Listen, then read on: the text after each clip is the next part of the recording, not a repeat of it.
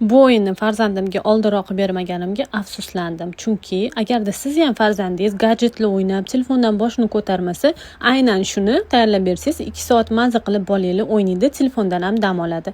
Qaranglar, bizga kerak bo'ladi kukuruzni yoki kartoshka kraxmali. Idishimizga o'zimizga kerakli porsiyada solamiz, ustidan soch uchun maska yoki balzam solamiz. Mana shunaqa kraskani ichidan chiqadigan maska balzamdan foydalandim. 5-6 tasini shunaqa solib yaxshilab aralashtirib olamiz. Aralashtirganimizda mana shunaqa plastilin hosil bo'ladi. Qaranglar, buni o'ynagan sari bolalarning sensorniy melki motorikasi rivojlanadi. Tili kech chiqayotgan bolajonlar uchun ham juda ham foydali. Aytganimdek, sensorniy motorika, melki motorikalarni zo'r rivojlantirib beradi. Bu videoni mana shunaqa bolasi gadjetlardan boshini ko'tara olmaydigan ota-onalarga tashab qo'yinglar. Nafaqat bolalar, o'zingizlar ham bolalaringizga qo'shilishib, maza qilib o'ynasanglar bo'ladi. Videoni saqlanib qilib olinglar, yo'qotib qo'ymaslik uchun. Sahifamda bundan oldingi videolarimni ko'rsanglar, yana shunaqa bolalarga kerakli videolar qo'yganman.